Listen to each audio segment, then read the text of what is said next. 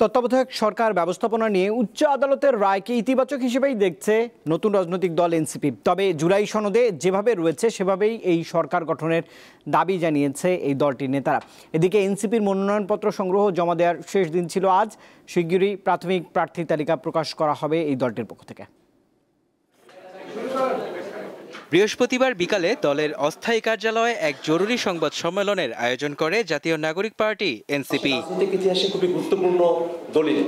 এই সময় তত্ত্বাবধায়ক সরকার ব্যবস্থার রায়কে স্বাগত জানান দলের সদস্য সচিব আক্তার হোসেন। তবে বলেন, ত্রয়োদশ সংশোধনী অনুযায়ী তত্ত্বাবধায়ক সরকার চান না তারা। জুলাই সনদে যে প্রক্রিয়ায় তত্ত্বাবধায়ক সরকারকে ফিরিয়ে নিয়ে আসার কথা বলা হয়েছে, সামনের দিনে তত্ত্বাবধায়ক সরকারকে সেই প্রক্রিয়াতেই গঠন করতে হবে, এই আহ্বান এবং এই বাধ্যবাধকতার কথা জানিয়ে আমরা আমাদের আজকের যে রায় সেটাকে আমরা স্বাগত জানাচ্ছি।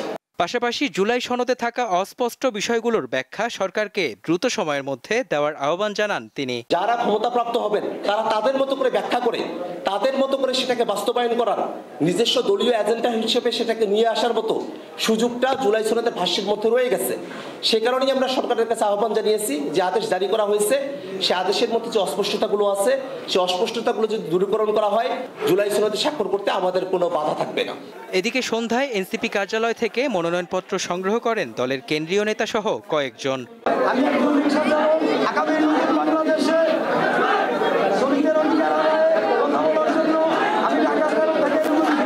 আমি নারায়ণগঞ্জ 5 প্রপার থেকে নমিনেশন চাচ্ছি এনসিপি থেকে।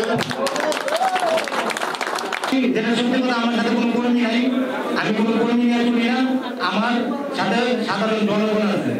যাচাই বাছাই শেষে কয়েকদিনের মধ্যেই প্রার্থীদের তালিকা দেবে জাতীয় নাগরিক পার্টি। মেহেদী হাসান, দীপ্ত সংবাদ, ঢাকা।